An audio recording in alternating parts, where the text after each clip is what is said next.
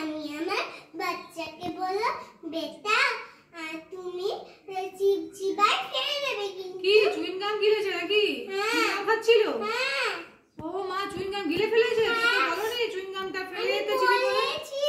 তবুও গিলে ফেলেছে। গিলে ফেলেছে। শো এখানে শো আমাকে। তুমি বসো এখানে। শো এখানে বেডে শো। তুমি বসো বসো। এখানে বসো বেবির কাছে বসো নাহলে কাঁদবে বেবিটা।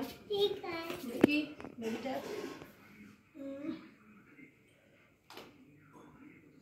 হ্যাঁ ও তো চুইং গামটা গিলে ফেলেছে, গলায় আটকে আছে। হ্যাঁ করে দেখো তো, হ্যাঁ করে। হ্যাঁ গলায় আটকে আছে চুইং গামটা।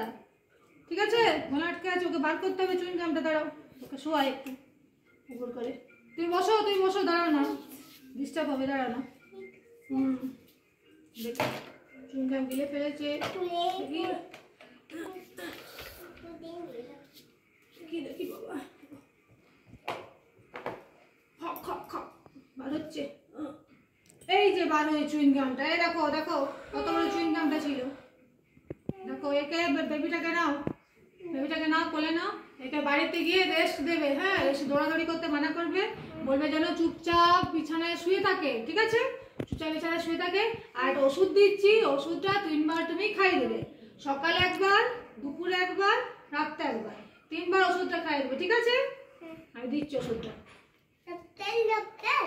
বলো ওই ওষুধটা খেতে নেই? একটু তো ওষুধ দিতে হবে, সে তো হবে নিশ্চয়ই। একটু ওষুধ দিতে হলে কোনো ক্ষতি নেই, বাচ্চাকে খাওয়াতেই হবে না। এই ওষুধটা 3 বার খাইয়ে দেবে। ঠিক আছে এসো এবার অন্য পেশেন্ট দেখবো। যাও এসো, আমার ফিসটা দিয়ে যাও।